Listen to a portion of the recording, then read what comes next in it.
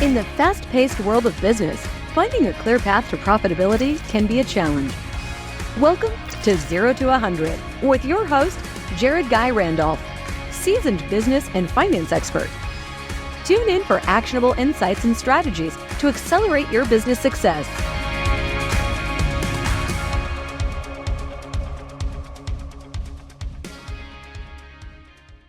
Hello, Accelerators. Today, I'm very excited to introduce Mike, the Money Man Liguori, and we're going to talk all about real estate and mortgages, how you, as a business owner, can get approved for a mortgage with no income, how you can use your 401k and IRA to your advantage, and really creative ways, such as applying cost segregation to offset your business revenue, invest in real estate, and keep a heck of a lot more money in your pocket. And these are the secrets of the ultra wealthy. Mike has worked for huge firms such as KKR, and he's also the founder and CEO of Modern Day Lending. Ladies and gentlemen, let's accelerate together. Mike, the Money Man Liguori, welcome to 0 to 100. It's great to have you today. Thanks for having me. I appreciate it. I am very excited for this conversation because I think it's going to add massive value to the audience. We're going to cover a ton of things today based around real estate and how you as a business owner can capitalize on real estate. And what I love about Mike, the Money Man Liguori, you've always got incredible stories. And I know you're always dealing with things that are unique situations with these business owners. What are you seeing in today's marketplace when you have somebody who is a business owner come to you for a mortgage? How are you helping them get over the finish line? Because a lot of business owners have issues getting mortgages, getting SBA loans, getting any type of credit just because of the way their taxes work, how they claim income, etc. Give us a little overview of what's happening in the market today. Yeah, I mean, I think, from somebody in my point of view, it's rather simple, right? You're a business owner, you're a 1099, you're somebody who's self-employed. You're taking advantage of the tax codes in this country, right? And you're obviously, because of that, you're able to write off your income. So, after 2008, a lot of these banks, so to speak, they just lost all their creativity. They lost all their common sense. There's just a lot of things that were put into place for Dodd-Frank that make it extremely difficult for small business owners or people that are using those tax codes to their advantage to get financing, specifically in the mortgage-related world, right? Right. So by the time they get to me, I think they're so relieved that somebody actually, number one, understands their situation. Yes, I make $1 million a year, but I'm writing off 850,000 of it. I'm only showing 100 plus income. I can't get $1 million to $1 million property. No bank, every bank's denying me. They don't understand my situation, right? So from there, it's more or less understanding the dynamics of, okay, you own a laundromat or 10 laundromats. You're making $100,000 a month per laundromat, but you're writing off, 90,000 of it, right? So on paper, you're not qualified for a $2 million home under the general sense of how this has been put together since the financial crisis. So, it's frustrating. Right. That's what it is. So what do you need to do? Let's say, I love the example of the laundromat owner who has 10 laundromats. You're doing $1 million a month, but $900,000 of that $1 million a month are expenses. How are you helping that business owner qualify for a loan? Yeah, so it's actually extremely simple. So essentially, instead of looking at your returns that are showing no income and or credit losses, right, for prior years, we won't look at your returns. Returns mean absolutely nothing to us whatsoever. What we'll do is we do an income analysis based on the gross revenue.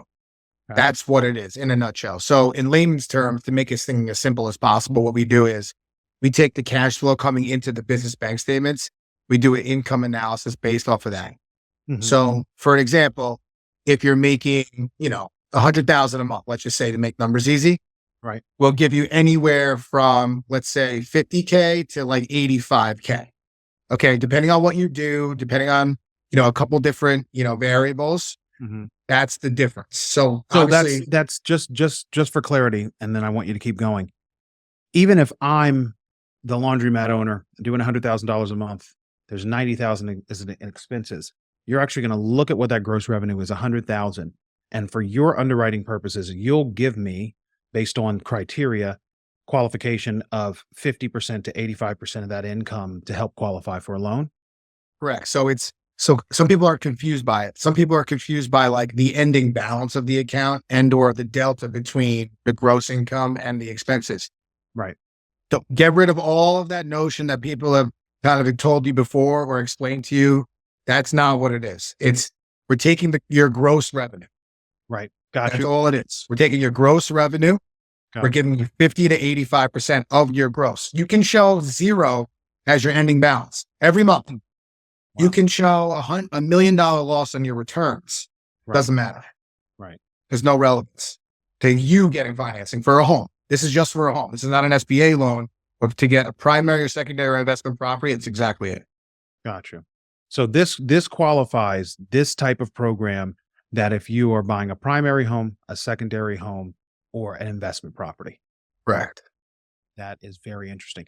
So can you use multiple income streams to qualify for a loan? Yeah. I mean, listen, at the end of the day, when you're going into the battle, as I say, with underwriting, like you want to make this as simple as possible with them. Like let's call a spade, right? We don't want to overcomplicate this thing. You certainly don't want to be jamming in documents that have no business getting this loan. So technically speaking, I can do 10 businesses for any single transaction. So if you have, let's just say 10 restaurants, that's kind of like more of the industry that you would want probably more accounts because, restaurants have a lot of owners. They probably will only get a 50% expense ratio because there's a lot of expenses for whatever the case may be. So that's a single example. But technically speaking, if you have 10 different business accounts, we can use all 10. Okay. No problem. Okay. That makes It sense. just becomes more of a pain in the ass for you, if I'm being honest with you. So if you are a business owner and you are preparing to go out and buy that primary residence, buy that secondary home, buy that investment property, what do they need to come prepared with when they are talking to you about opportunities for mortgages? So like we're thinking about them buying like a primary or secondary? Yeah, Right. let's talk primary, secondary, and then I want to come back to investment property because a lot of our audience own their own homes, but they would like to have some passive income and expand into a real estate portfolio. But let's focus on those who are looking to qualify for primary and secondary mortgages first. Yeah. I mean, I think there's a lot of different things there's a lot of different examples that I could explain. The one that I find like the most common is somebody goes somewhere looking for a home and they get denied. And maybe they start trying to downsize what they can get because, these banks can only, you got to fit in a box. So if you don't fit into their box, you're not getting a home unless you can meet their criteria. So people start downsizing. Now, listen, this is America. You know what I mean? If you can afford it and you want it, like, you're going to get it to better your family. You just want a bigger house. You want a better situation. You want the view, whatever. So people not only are they getting frustrated by the time they get to me, but they're just kind of down. Like, they're just like, I thought I could get this. I'm doing so well in life, but now I can only afford, a $300,000 ranch in the middle of nowhere. Right. It's just like, what am I doing all this for? Why am I grinding this hard? Like, what's the point of having all this cash now? Right. So by the time they get to me, it's kind of like, oh, no. Yeah, I can get you the 350 house, but I could also get you like a $15 million house. And then they're just like, what do you need? Because there's a lot of different things that you got to understand. I mean, people with businesses, especially me, I know you for sure. Like a lot of people I speak to, especially in today's world, right? I'm talking about, July 31st, 2024. There's a lot going on with the election. The markets are kind of dull. There's not a lot going on. Cash is king. Cash has never been more important than it is right now, right?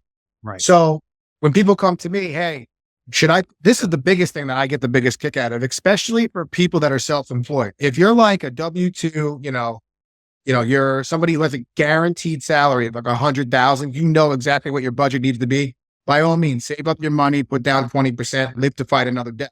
Right. If you're self-employed, you're somebody who's scaling, you're hiring, you have an opportunity to maybe buy another business, invest, make money on your money, leverage financing, right? That's a big word in the mortgage and real estate world. Leverage, leverage, leverage.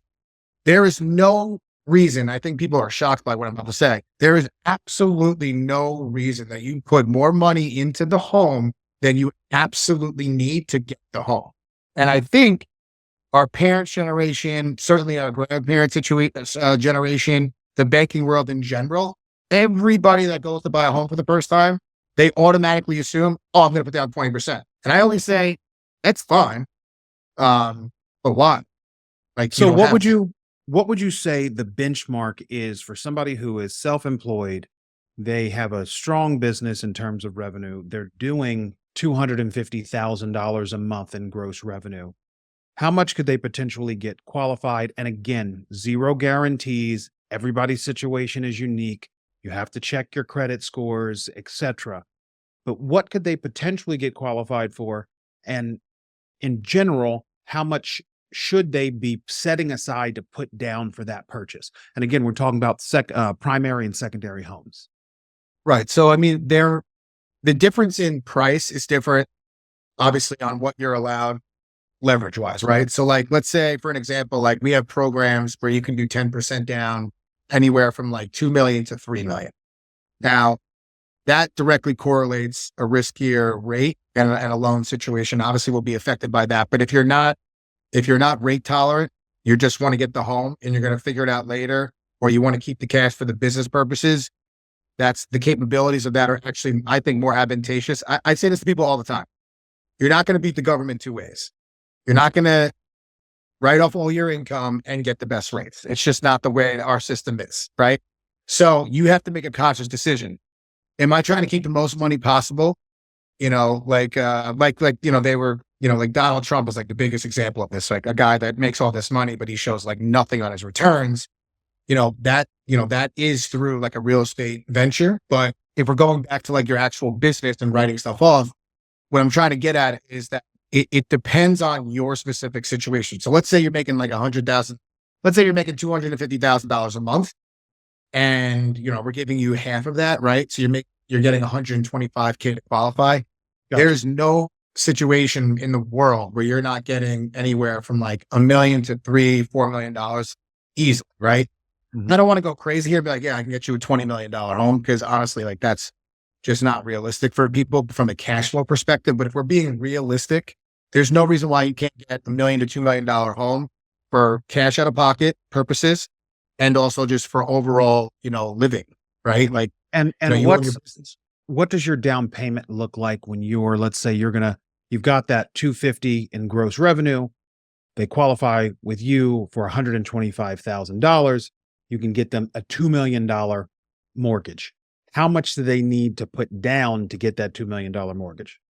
I mean, so like, let's just say the purchase price is $200,000. I got the calculator here right now. So $200,000 purchase price. Let's say $2 million. $2 million. $2 million. So let's say it's $2 million.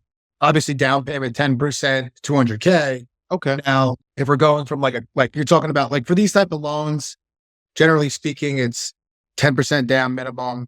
Mm-hmm. Let's say 3% max closing, depending on if you're in LA or New York or these places that are like, crazy expensive. Mansion taxes, whatever. And then you want to have 6 months reserves. Those are like the elite programs. If you have 12, even better. Anything under 6, you're getting into programs that I'd rather not do. But, closing costs, you're looking at somewhere around $54K. So 200 for the down. So 254. Mm-hmm. And then I can get you like a quick little like reserve calculator here. Honestly, doing this stuff is really important though, because I feel like a lot of people don't do this. And then you get to the end line when you're in the 25th hour and it's like, oh, you're short $100K. Yeah. Like, how am I short $100K? Like, how is this not something that you said immediately? And it happens all the time. It's one of the things that they're not necessarily looking at. So business owners are in the business to provide great service to their customers, keep as much money in their pocket as they possibly can in terms of their revenue, but have as many write-offs as they possibly can, so they're not taxed out of the wazoo. So they like to be creative in terms of their financial structure.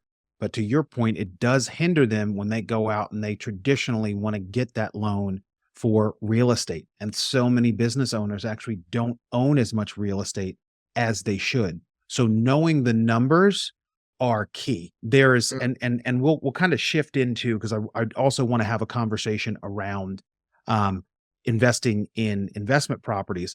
I want to talk a little bit about, if you've got a business owner who has a 401k or an IRA, can they use any of that money out of that 401k or IRA? And I'm assuming it would have to be self-directed to put that towards the acquisition of their primary home. Yeah. So let's take a step back real quick, because we were talking about the cash to close on the 2 million. So basically on a $2 million primary, if you want to put down 10%, I would say a good number for you is 370,000, to be clear.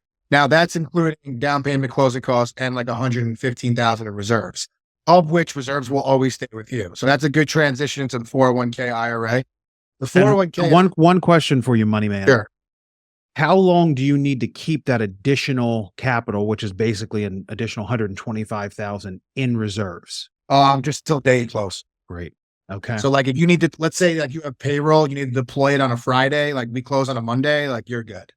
You know what I mean? Like it's just gotta, you just gotta show it. I mean, listen too, like if you're buying a primary, there's a lot of different variables to what I'm about to say. So don't take it out of context, but as long as you come with 5% down, so let's say the whole thing costs you 370,000, at least 5% comes from Jared Randolph. So let's call it 20K.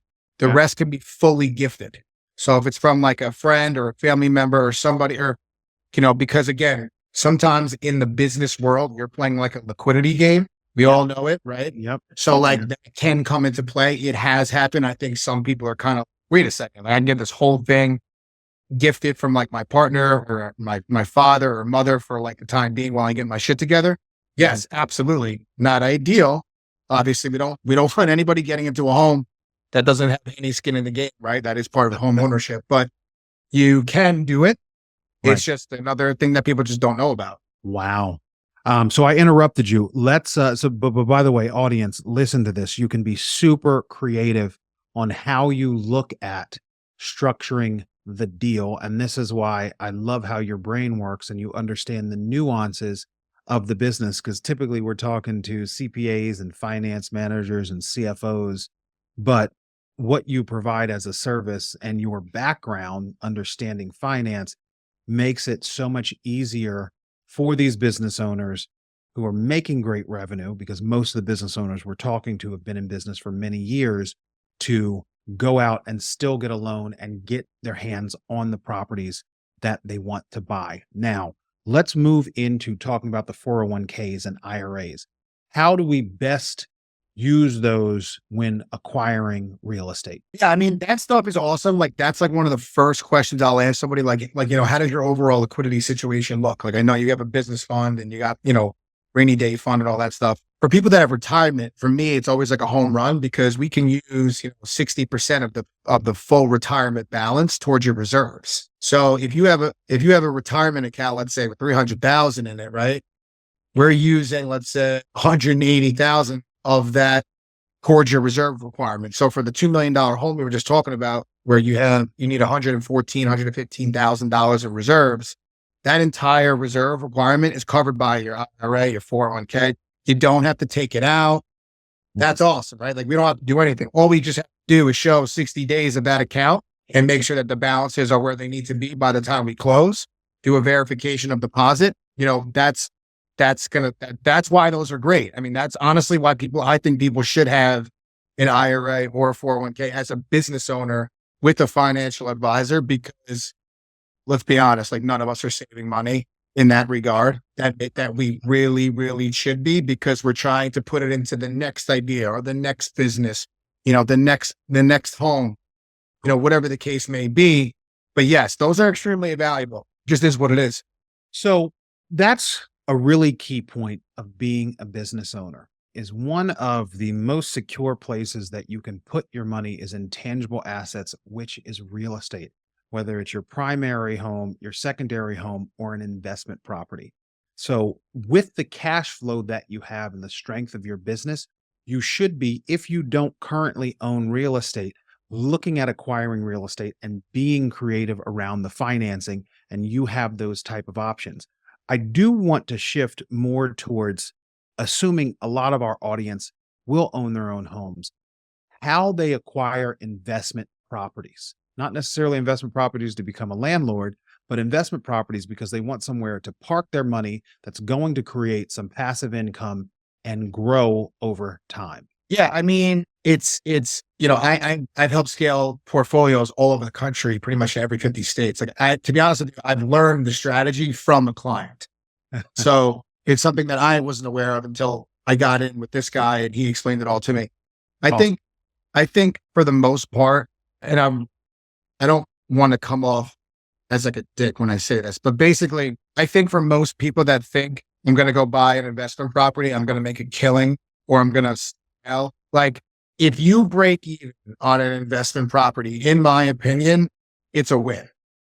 It's not a huge win, but it's a win. Like if somebody's paying off that loan for you and you don't have to come out of your own pocket, in my mind, you're already winning because you're not buying real estate to make a killing every month regarding your balance sheet or P&L.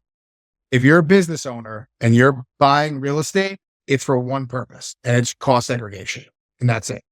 Anything other than that, you don't really know what you're talking about, or you really just haven't been well informed because because as a business owner, you're writing off all this stuff, but to maximize your write-off, whether you're buying, a $500,000 Urus or a, $2 million Airbnb in Key West, the write-off potential is so big that should cover such a significant amount of your income if you do it the right way. Now, yes, granted, you turn that into an Airbnb, a short-term rental, and it crushes, by all means, like get the money, do what you got to do, make the experience great for your consumers. That's great, but don't get it twisted. That's a job, So that's a big time job. One of the things that the audience should recognize, and something that is very important for business owners, is to buy real estate because of the depreciation against the income in your business. And there are key players in the marketplace who have been doing this for years. Andrew and Peggy Kern, who own Panda Express, have purchased their locations, and they use the cost segregation to offset the income. So if they have $1 billion in revenue that they earn within that year, they're keeping the majority of that income because they're offsetting it based off of the real estate that they own. Go deeper into how cost segregation works, because we have an audience here who might not know exactly what that is, and understand that that's actually cost segregation truly is the secret weapon. I mean, like when it comes to this stuff, like I'm like a super nerd because I found it fascinating. I mean, honestly, not that I didn't believe it. I just didn't know. You know what I mean? And I think that's half the battle. And I'm not alone. There's a lot of people that just don't know, right? And it's just one of those things that if you have the wherewithal or the means or a good friend that explains it to you the right way and it makes sense, you're like, oh my God, like I have a $500,000 tax bill. You're telling me that instead of paying $500,000 in taxes, I can buy a $2 million investment property and write off the accelerated depreciation against my gross income in year. Well, yeah, that's exactly what I'm telling you. Like, that's just what it is. And, I think if you really look, like I really studied this stuff and went back because I find it fascinating. And there's people out there like in the country, like their sole job is to do a cost seg analysis. Like that's what they do. They do the whole audit. If your accountant doesn't know what they're doing or has never really heard of it, which if your accountant's never heard of this, then you need to get a new accountant anyway. But that's besides the point. These people will do the audit for you. And basically what that audit does, it backs you with the papers so that if you were to ever get audited from like an IRS perspective, like you have the general paperwork to make sure that the cost seg analysis was done appropriately. You're not writing off too much, and you don't want to take like extreme advantage of this thing. Like it is a great thing. So you want to do it the right way. Right. But yeah, I mean, there are businesses out there. This is all they do. And then obviously, they work with your accountant to get the paperwork done and get the taxes set up way. But I mean, it's an extremely powerful thing. I mean, let's just call a spade, right? Like you're making $1 million a year under, pretexts of the IRS code. You owe anywhere from, 200 to 400,000, right? Like somewhere in that realm, depending on who you are and where you are, et cetera. So what I'm getting at is that, yes, you can pay those taxes, right? That's what most people do. Right. Or you could take that money, figure out how much money you would want to put towards a home at, let's say, 20% down, because that's what most investment properties are in today's world, and use that money to buy the property. So now if you put that money that you owe to the IRS, instead of paying the IRS, you put into an investment property. So now you've taken money that you were going to pay to the IRS anyway. Instead of doing that, you put a down payment on an asset that is going to be cash flowing and off your mortgage for you. Yep. So now you're multiplying and leveraging your tax, what's owed on your income. Dead money, I call it. This is dead money. This isn't income. This is money that was going it's going to them or it's going here. Right. So it's important for business owners to realize that they have cost segregation as an option. And correct me if I'm wrong, the way in which cost segregation benefits the business owner is you buy a commercial building, every item, except for the real estate, the ground, the physical ground doesn't count within the calculation. The building itself, the lights, the carpet, the walls, the door handles, the air conditioning system, all has a lifespan. And the way that cost segregation works is you can take the price to replace each one of those items, accelerate that lifespan, and take that write-off up front. And if you don't use all of that write-off, you can carry it forward. And there's still a little residual left that you can write off on your income, even 10, 15, 20 years down the road. Yeah. And also just to piggyback off what you're saying, because it's absolutely correct. It's not just commercial. It's residential too. Correct. Right. So like it's single family homes, it's 1 to 4 unit multifamily, maybe 6 to 12 unit multifamily. Commercial, obviously, you can buy, like I know a ton of people actually that have bought these, like Destin, Florida is a place that's gotten really popular over the last 3 or 4 years. It's got a place called Rosemary Beach. The beach is absolutely fantastic. If you've never been, I highly recommend anybody going there. It looks like you're like in like some like European or Greek island, right? The beach is the whitest, Turks and Caicos white. Anyway, a lot of people have bought these massive homes on the water and use them as like these like business retreats. I know people I have clients that do that. They're making 20, 30, 40K a week. And they're using those as like these massive homes on the beach as like a business retreat for whatever, it holds 30, 40 people, whatever the case may be. So like people have like turned this into like a real business. I mean, there's a lot of people out there that have, like living facilities.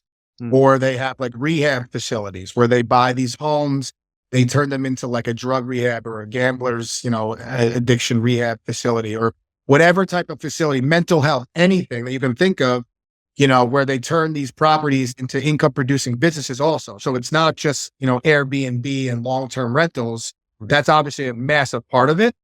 But there's also this entire other side to this business that if you have your ducks in a row, and you can like delineate, who's taking charge of, your real estate portfolio and the business inside of it. I mean, there are people that buy these homes and then just rent it to somebody who has like a rehab background. Right. Like there's a lot of different avenues here. It's not just the cost also, like there's a lot of that goes into this. Honestly, it's fascinating. The opportunities and avenues that you can explore, like the roads are endless. So here's my question for you. Number one, cost segregation, yay or nay, is only used for investment properties, not your primary residence. Yeah. You cannot write off your primary. So there is a small tax code called the Augusta rule. You'd have to look it up. I haven't taken advantage of it myself, but I know it's an actual thing. It has to do with something with the masters in Augusta. where people are using their primary residences and they are renting their primary residences for like the 2 weeks during the Masters. Yeah, like they do in Saratoga. Yeah, and they call it the Augusta rule for this exact reason. I think you might actually be able to write off something with your primary because it's like an income producing property. I can't speak on that to like the full extent of what it is because I really don't know too much about it, but I do know it exists. But All right. yes, to answer your question, 95% of it, 99% of it is all investment. So for those of us who have properties that they actually rent out for special events or special seasons, Hamptons, Augusta, Saratoga, wherever it may be, you need to talk to your tax expert and ask them the rules around write-offs and the Augusta rule. That's actually, I've written that one down. I'm always looking down here because I literally spend the entire time writing notes because I'm learning a ton that I want to implement as well. Dude, I'm telling you, it's fascinating. It really is.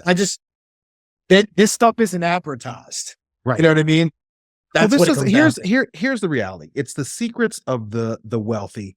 And it's one of the reasons why we have this conversation, because you can take a business where you're doing $1 million to $10 million a year, and that business can grow and it can incrementally grow. You don't have to 5x that business. But if you use your income properly and invest in the right things, I'm not going to speak to the stock market or mutual funds. I don't know the stock market or mutual funds. But what I do know after 25 years in real estate is that real estate is your best bet because you can offset your income as a business owner. That's number one. Number two, it's tangible and it holds its value. And it's not subject to the ebbs and flows of the stock market. Like if a character on a movie dies on a Peloton in the beginning of the movie, the Peloton stock tanks the next day. Now, that's kind of crazy. I don't want to leave my potential for wealth growth up to someone's emotional reaction to something so silly because they think the market will dip. So if you have the opportunity, and here's my question for you, Money Man, if you were in the position, would you rent a property? Let's say you're kind of newer in your business, few years, you haven't purchased something. Would you rent your primary residence and go out and buy an investment property? Or would you buy a primary residence? It's a good question. It's actually more of a loaded question than I think you probably intended. And I'll tell you why. I tell people this all the time. Number one, if you have a family, a small family, let's say it's you, your partner, and maybe a child or two, and you're looking to buy your forever home, I always tell people, whatever you think your budget is, make it a lot more. If you think it's 800,000, make it 1.4 and just make it work because you'll make more money. You'll get there eventually. But the last thing you want to do is buy a small home that you're only going to be in for 5 years or less. 5 years or less in a real estate property that you're selling, kiss of death. There's exit fees with the brokers. There's all this other fees that you're not, the roof, this, that, and the other. And now if that home doesn't hit a bull run on a real estate market like we just saw in 2021, and you stay sideways, and then you just got to pay the 6%, 5% exit fee, you only been there for 5 years, with all the fees that you paid at closing, you're probably breaking even, if that. So I tell people that all the time. If you're going to buy a home, I hate when people tell me, oh, I want to buy my starter home. Then call somebody else, because honestly, I don't have the time for it. Because that doesn't, you're listening to things that aren't making any sense. So you got to think about this differently. Do not buy a home to live in for less than 5 years. It is dumb. You might as well rent. Period. Get to know the neighborhood, get to know what you like, what you and your partner like, understand what's more important to you. Maybe you'd rather have a different water system, HVAC, central air. All these things come into play. Now, if you're like a young business owner, somebody who's like starting like a newer business, I would always tell them like a home is a very illiquid asset. Like once that money goes in, it's hard to get it out. You got to either refi it, get a line of credit. It's a pain in the ass, right? Refis take 30 days, closing costs, assholes like me, big fees, whatever. So you don't want to do that. So put the least amount of money into the property you possibly can. If you're going to stay there for more than 5 years, figure out the rate. The rates are always going up and down. We just saw, I think at one point I gave somebody a 1.875% rate, the lowest rate I ever seen in my life. And then the other day I just gave somebody a 12% rate. I mean, this is what we've seen in 3 years. So you just got to understand that things will go up and down. But if you're a young business owner, rent, scale real estate, 100%. 100%. I mean, that's what it comes down to. That's some of the that is some of the best advice. Don't buy for ego, buy for cash flow and appreciation. And the best way in which you do that is to buy investment properties as early on in your career as you possibly can. And I want to go back to the 5 year, if you're living in a property under 5 years. If we were talking pre 2020, I would have said, you're out of your freaking mind. Don't listen to this guy. But it's funny how markets change. And markets change because a few things have happened. The majority of markets are mature now from a real estate standpoint. There aren't that many markets where there's burgeoning opportunity. You take New York City, for instance. New York City, you used to have Chelsea was an up and coming neighborhood.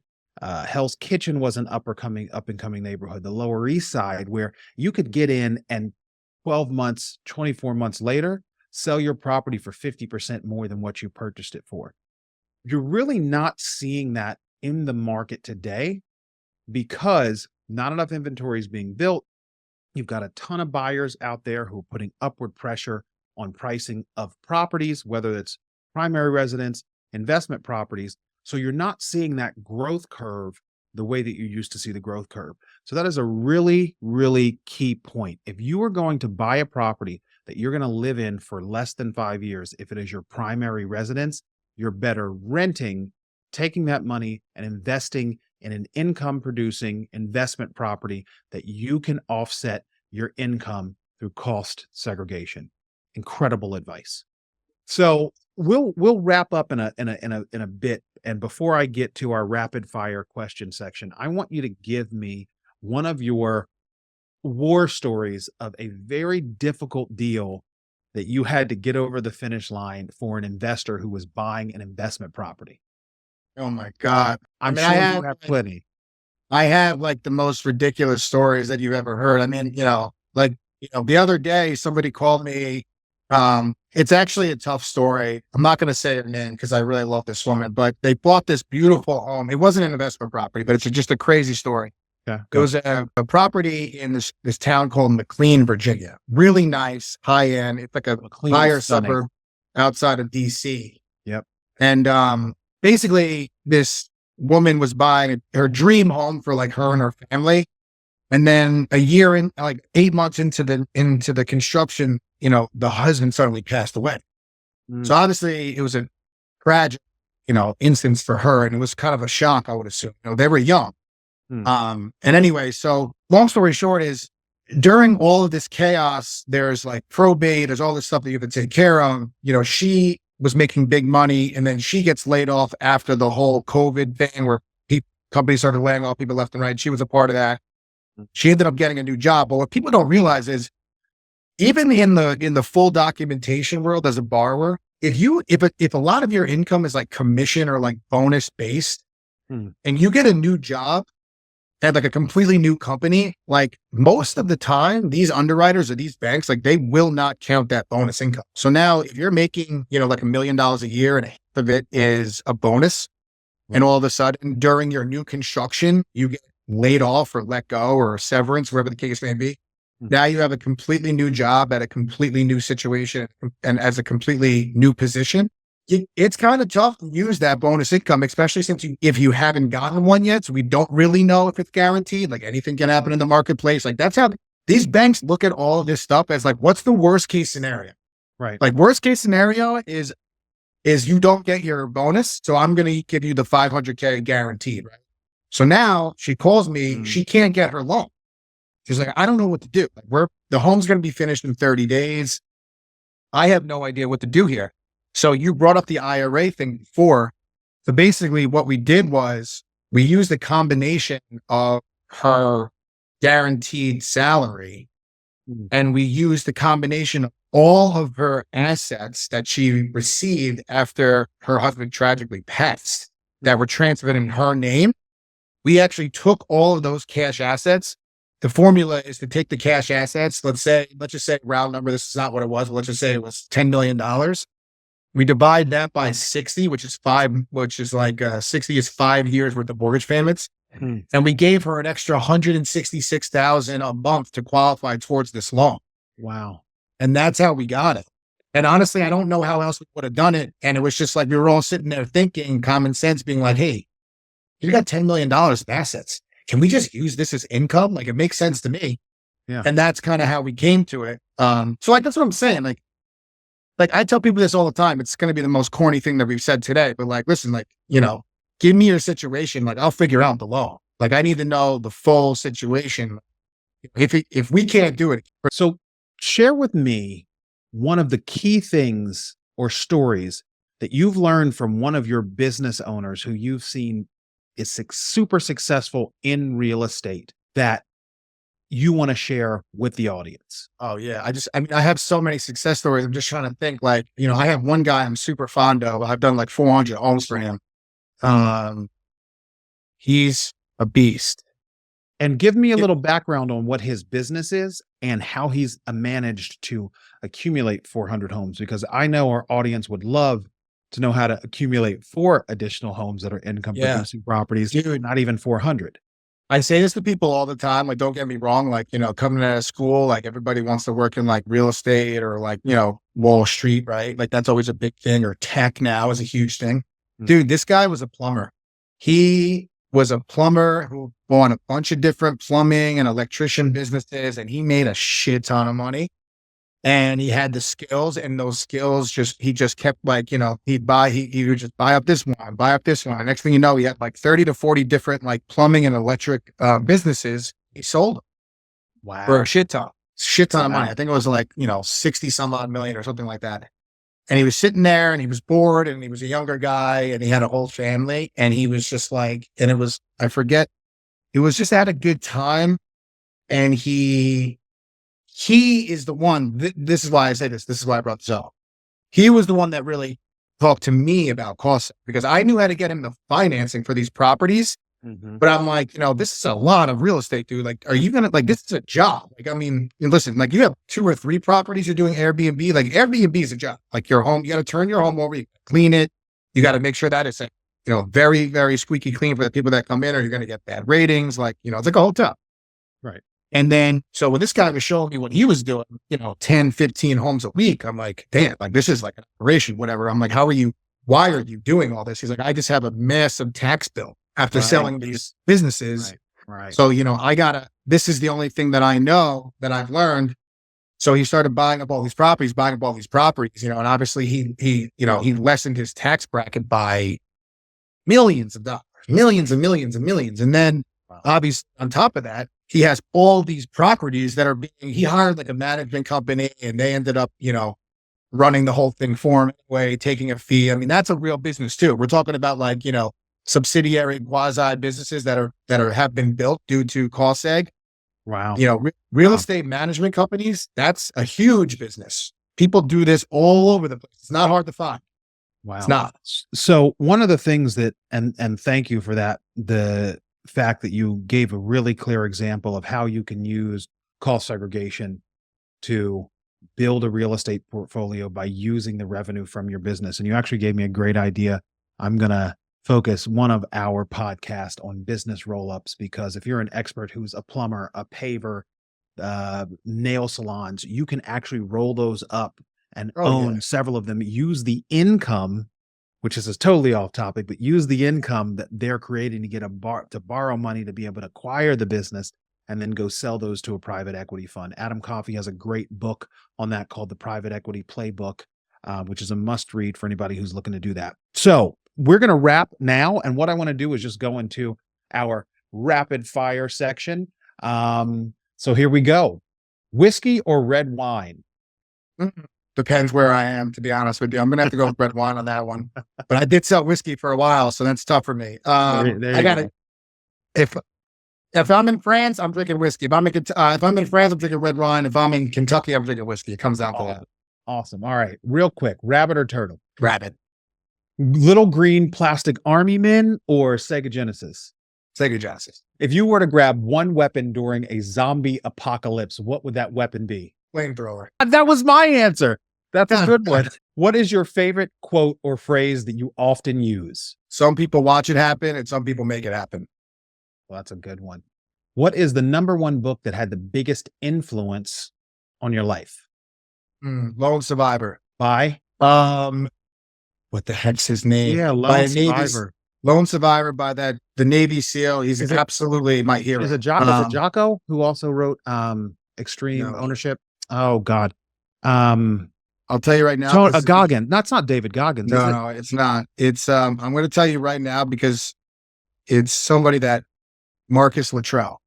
One of the craziest books I've ever read. They turned it into a movie. Mark Wahlberg played him. Unbelievable story, true story. Like, dude, you think you're tired? You can't get out of bed to go to your job? Like, work harder, straight up. That is some sage advice. All right, a couple more questions. Dead or alive, if you had the option to pick anyone in the world to have dinner with, name that person. Oh my God, that's such a tough one. Dead or alive? Honestly, Elon. Okay.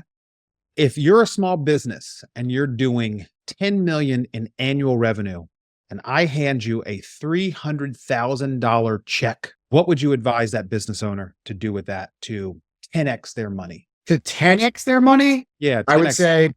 I would say put it into a VC fund that specializes in AI tech for like seed round investing. That's awesome. Exactly. If you want to like really, low risk, high reward, that's what I would do. Awesome.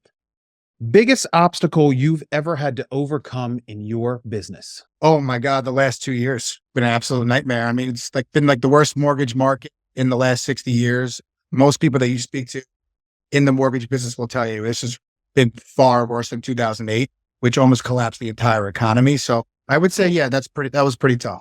The last 16 months. How did you get creative and overcome the last couple years?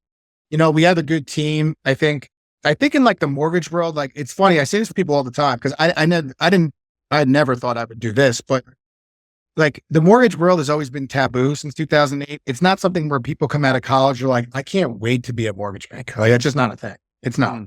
No one. The average age in this business is probably north of 50, if I had to guess. I think the average appraiser in the country is literally like 65. It's a very old business. This business was built on Roman pillars. You know what I mean? These guys are still doing the same thing. Some guys are still taking the application, the pen and paper. It's just what this business is. Now, guys like me who maybe are a little bit younger, have worked at companies like KKR. I've seen like sophisticated systems that just make your life like, don't work harder, work smarter, the whole mentality. Right. And it's true. I mean, listen, to an extent, you got to work, but to automate things in today's world through AI, it's never been easier. And honestly, it's getting so rapidly better every single couple of months that if you don't take advantage of what's going on right now, you're just going to be left. And I think a lot of these people in this business now, they're just like dumb. Like They made a shit ton of money in 2020. That was like their like last gold rush, their last hurrah. And then it went from like all-time highs to like, dude, if you look around the mortgage business right now, big companies, they're laying off a shit ton of people. I think people have this is it. So now we're at this whole different, renaissance or, gentrification, if you will, in the mortgage business. And it's going to be based around technology. It's that simple. Awesome. So you heard it here that you need to invest in, get involved in, bring AI into your business. And we are going to do that one day, talk about AI and how it can help enhance your finances. So Mike, the money man Liguori, tell the audience where they can reach you if they have questions, comments, or complaints. Well, if you have complaints, then you can reach out to Jared. But if you have things where, if you want to listen, if you ever want to talk about anything, I can do this all day. I work 7 days a week, so feel free to give me a call. But you can go on to our website. It's called Modern Day Lending. And just like check out, see some of the programs that we have. If you're self-employed, it's probably the right spot for you. We can do everything else that everybody else can do, but like where we separate ourselves is we cater to that market. And I just think that if you're a business owner, you've been told no, like we will figure it out for you and we will say yes. So awesome. Mike, thank you for joining us on 0 to 100. Yes, sir. Appreciate you.